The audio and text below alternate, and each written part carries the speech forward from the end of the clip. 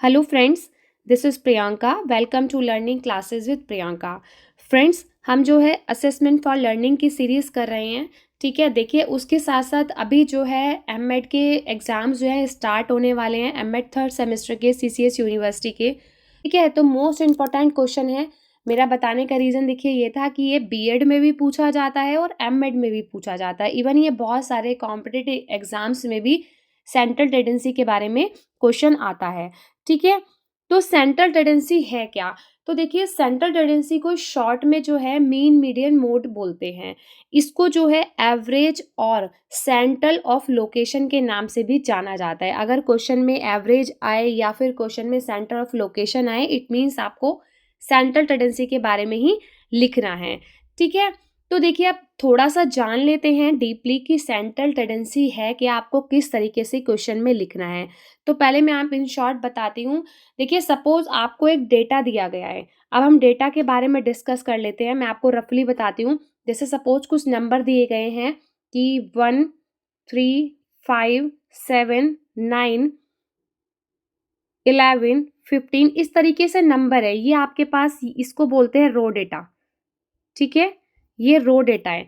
अगर इस तरीके से सपोज आपको नंबर दिए गए हैं तो आप उसको कैसे रिप्रेजेंट करोगे? ठीक है, उसको किस तरीके से जो है कंपैरिजन करोगे? सपोज एक क्लास में 50 स्टूडेंट है। ठीक है, तो 50 स्टूडेंट का जो कंपेयर करना आपके लिए मुश्किल हो जाता है। ठीक है, क्यों मुश्किल हो जाता है कि 50 स्टूडेंट को कैसे कंपेयर कर सकते हैं? It's not easy for us. इसलिए बोलते हैं कि इसका जो डेटा होता है ना बहुत बहुत बड़ा होता है। इसको कंपेयर करना इतना ईजी नहीं है। हमें इसको कंपेयर करने में डिफिकल्टी आती है 50 स्टूडेंट्स को अगर हम आपस में कंपेयर करते हैं। तो इसलिए इसको कंपैरिजन को और इसकी कॉम्प्लेक्सिटी को जो है ईज़ी करने के लिए हम एक रिप्रेजेंटेटिव वर्ड को लेकर आते हैं। ठीक है, रिप्रेजेंटेड वर्ड कि हमने सपोज जैसे 50 स्टूडेंट को हमने कंपेयर करना है तो उसकी हम एक वैल्यू, एक सिंगल वैल्यू को लेंगे ताकि हम इसको ईजिली जो है कंपेयर कर सकें।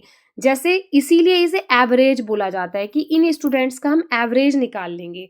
ठीक है, आप पढ़ते हैं कि मीनिंग ऑफ सेंट्रल टेंडेंसी कि measure of central tendency are a combination of two words, measure और सेंट्रल टेंडेंसी। ठीक है, कि मेजर ऑफ सेंट्रल टेंडेंसी दो वर्ड से मिलकर बना है। मेजर से मतलब मापने से और सेंट्रल टेंडेंसी मतलब केंद्रीय प्रवृत्ति से। मेजर मीन्स का मतलब होता है मेथड और सेंट्रल टेंडेंसी का मतलब होता है average value any statistical series. ठीक है, जो मैंने आपको अभी सीरीज बताई कि सपोज आपके पास एक रॉ डेटा या कोई सीरीज दी गई है जो 1, 3, 5, 6, 7, 8, 9 इस तरीके से कोई सीरीज है, उसका स्टैटिकल सीरीज बोलते हैं। ठीक है, तो उसकी एवरेज वैल्यू उसको क्या कहते हैं? Central tendency. Thus, we can say that measure of central tendency means the methods of finding out the central value कि इस सीरीज से हम कोई सेंटर वैल्यू या average value of a statistical series of a quantitative information. कि central tendency का मतलब क्या होता है? उस मेथड को फाउंड आउट करना जो आपको सेंट्रल वैल्यू जो आपको एवरेज वैल्यू निकालनी है स्टैटिकल से सीरीज में से। ठीक है, आगे बढ़ते हैं कि measure of central tendency are a single value that tries to explain a set of data by recognizing the central position in that set of data। यही मैंने आपको बताया कि एक सिंगल वैल्यू को रिप्रेजेंट करता है ये। ठीक है, कि जैसे मैंने आपको अभी सीरीज बताई कि अगर 1 से लेके हमने 100 तक नंबर्स लिए गए हैं, कोई सीरीज है हमारे पास, तो उसको जो है एक सिंगल वैल्यू से रिप्रेजेंट करना, उसको पहचानना ही क्या होता है? सेंट्रल टेंडेंसी होती है। Measure of central tendency are sometime also known as measure of central location. कि जैसे मैंने आपको स्टार्टिंग में ही बोला कि इसको सेंट्रल ऑफ लोकेशन भी बोलते हैं, मेजर ऑफ सेंट्रल लोकेशन, या फिर इसको एवरेज भी कहा जाता है। ठीक है, अगर ये आपसे क्वेश्चन एग्जाम में पूछा जाता है तो आपको डेफिनेशन लिखनी इंपॉर्टेंट है। डेफिनेशन लिखने से अच्छे मार्क्स मिलते हैं। एग्जामिनर को पता होता है कि हाँ इस बच्चे को बहुत अच्छे से आता है, क्योंकि देखिए एग्जामिनर कभी भी पूरा पूरा पैराग्राफ्स नहीं पढ़ते हैं। इसलिए मैं हमेशा आपको बोलती हूँ कि आप ना जो भी लिख रहे हैं उसको जो है हाईलाइट कर दो, जो इम्पॉर्टेंट लाइन होती है। जैसे कि मैंने अभी आपको यहाँ पर दिखाया, देखिए कि जैसे मैंने यहाँ आपको रेड पेन से मार्क करके दिखाया कि मेजर का मतलब क्या होता है और सेंट्रल टेंडेंसी का मतलब क्या होता है, या दो वर्ड से मिलकर बना है। तो इस तरीके से वर्ड्स को हाईलाइट करेंगे तो आपको डेफिनेटली अच्छे मार्क्स मिलेंगे। ठीक है, देखिए आपको लर्न भी नहीं होता है ना, बहुत कुछ आप नहीं लिख सकते, तो अगर आप पॉइंट टू पॉइंट लिखेंगे ना तो भी एग्जामिनर आपको बहुत अच्छे मार्क्स देगा। और डेफिनेशन तो आपको डेफिनेटली लिखनी है। तो जेपी गल्फर्ड ने क्या कहा है कि an average is a centre value of a group of observation और इंडिविजुअल। हम यही पढ़ते आ रहे हैं कि औसत अवलोकन या व्यक्तियों के समूह का एक केंद्रीय मूल्य, सेंटर वैल्यू की बात हुई थी मीनिंग में भी इसके, कि कोई एक सेंट्रल वैल्यू जो आपके पास रो डेटा है उसका एवरेज निकालना है या उसकी सेंट्रल वैल्यू को ऑब्जर्वेशन के थ्रू दिखाना। ठीक है, अकॉर्डिंग टू क्लार्क ने क्या कहा, average is an attempt to find one single figure to describe whole of figure. मतलब सारी फिगर से सिर्फ एक सिंगल फिगर को दिखाना ही क्या है, जो है केंद्रीय प्रवृत्ति कहलाता है, सेंटर वैल्यू कहलाता है।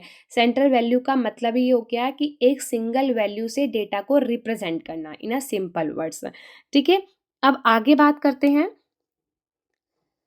कि common measure of central tendency, केंद्रीय प्रवृत्ति के सामान्य उपाय। In statistics the three most common measure. देखिए सेंट्रल टेंडेंसी को तीन तरीकों से मापा जाता है। एक होता है मीन, मीडियन और मोड।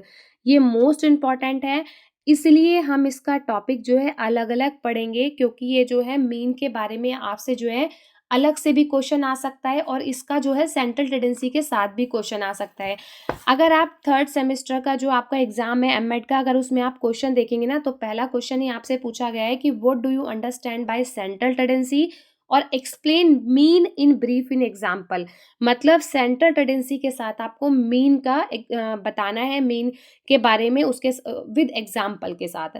ठीक है, तो ऐसे भी आ सकता है, खाली सेंट्रल टेंडेंसी के बारे में भी आ सकता है, उसके साथ मीडियन भी पूछ सकता है और उसके साथ मोड भी पूछ सकता है। इसीलिए इसको जो है अलग अलग टॉपिक के साथ पढ़ेंगे।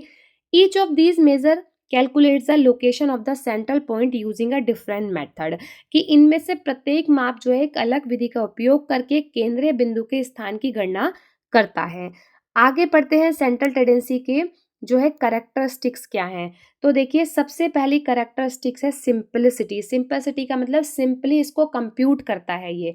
ठीक है, सिंप्लिसिटी जैसे ईज़िली कंप्यूट करना, तो ईज़िली कैसे कंप्यूट करता है कि देखिए जैसे मैंने अभी आपको एक डेटा बताया था कि आपके पास क्या होता है, एक रो डेटा होता है।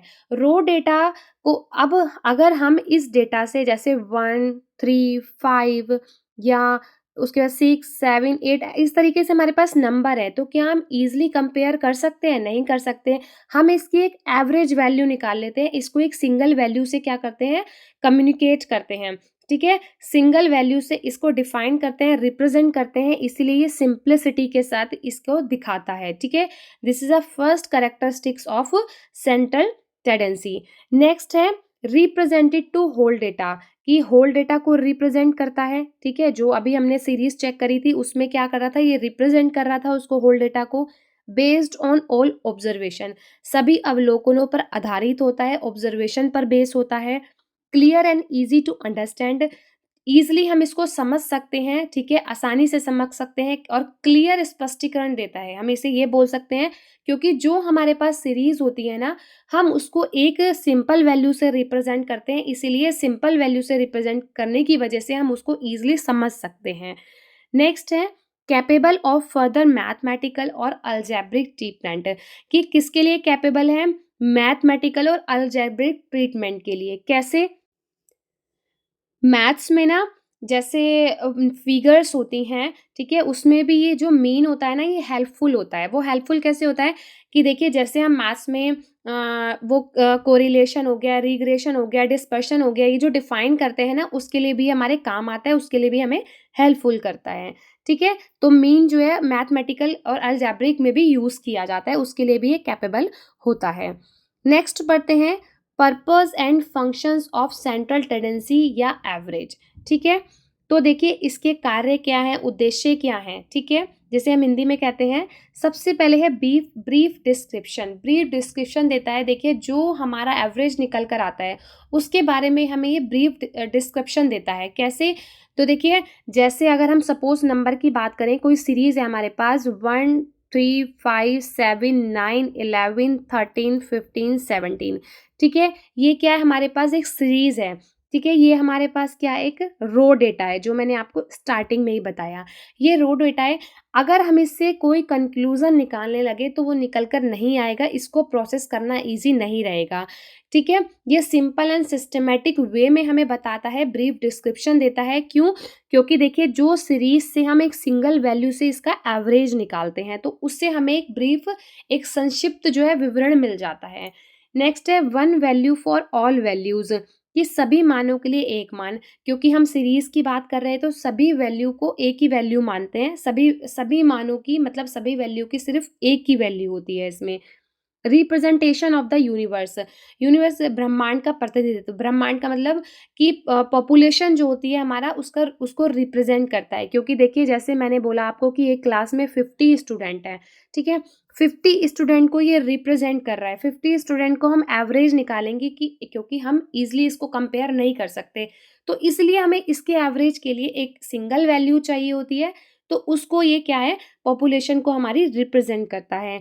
नेक्स्ट है बेसिस ऑफ स्टैटिकल एनालिसिस, जो हमारे स्टैटिकल एनालिसिस होते हैं ये उस पर बेस होता है, क्योंकि ये हमारे स्टैटिकल एनालिसिस होते हैं जो हम सीरीज फाइंड आउट करते हैं इनकी। ठीक है, हेल्पफुल इन कंपैरिजन, कंपैरिजन में भी हेल्पफुल होता है।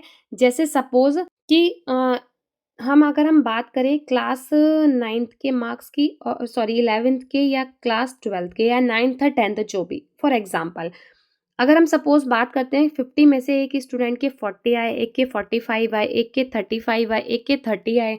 और अगर हम 12th की बात करें, 50 में से एक स्टूडेंट के जो हैं 36 आए, एक स्टूडेंट के जो है 38 आए, एक स्टूडेंट के जो है 39 आए, और किसी स्टूडेंट के जो है 46 आए। ठीक है, तो हम इसका एवरेज निकालेंगे, फिर इसका एवरेज निकालेंगे, फिर दोनों के एवरेज को जो है हम कंपेयर करेंगे। तो क्या होता है, इससे ईजी हो जाता है कंपैरिजन करना। ऐसे तो ईजिली नहीं हो सकता ना, अगर ये जो सीरीज दी गई है, इस सीरीज इस सीरीज से हम एक एवरेज निकालेंगे, इस सीरीज से हम एक एवरेज निकालेंगे, और इन दोनों के एवरेज को हम कंपेयर कर देंगे। इसलिए क्या है, ये हेल्पफुल होता है इजी कंपैरिजन में।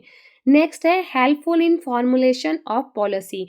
देखिए, जैसे कोई पॉलिसी है हमारे पास, और वो पॉलिसी जो है हमारी खराब हो रही है, ठीक है, कि यूज़ की नहीं है। ठीक है, हमें लग रहा है कि ये पॉलिसी हमारे काम की नहीं है, या पॉलिसी हमें बेनिफिट नहीं देगी, तो उस पॉलिसी का एवरेज निकाल कर, ठीक है, हम क्या कर सकते हैं, उसको रिन्यू कर सकते हैं। ठीक है, तो ये जो है पॉलिसी फॉर्मुलेशन में भी हमारी हेल्प करता है।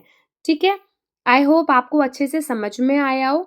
अब जो इसका नेक्स्ट टॉपिक है ना, वो हम मीन, मीडियन और मोड के बारे में पढ़ेंगे, क्योंकि वो भी इम्पॉर्टेंट टॉपिक है। देखिए, बीएड के वालों के लिए तो इम्पॉर्टेंट है ही ये, बीएड वाले तो कर सकते हैं, और साथ साथ एमएड वालों के लिए भी इम्पॉर्टेंट है। मैं आपको दोबारा बोल रही हूँ, जो आपके 3rd सेमेस्टर के एमएड के एग्जाम स्टार्ट हो रहे हैं, उसकी फर्स्ट सब्जेक्ट का फर्स्ट यूनिट का दिया हुआ है सेंट्रल टेंडेंसी के बारे में। ठीक है, तो देखिए, बुक से पढ़ना थोड़ा सा डिफिकल्ट हो जाता है, अगर कोई समझाता है ना तो मे बी ईजिली समझ में आ जाता है। ठीक है, तो आप जो है यहाँ से पढ़ लीजिएगा क्वेश्चन को, आपको इसकी पीडीएफ भी मिल जाएगी मेरे टेलीग्राम चैनल पर, अगर आपको इसकी पीडीएफ चाहिए होगी। ठीक है, तो मिलते हैं अपनी नेक्स्ट क्लास में, तब तक के लिए take care and bye bye, and thank you so much for watching this video.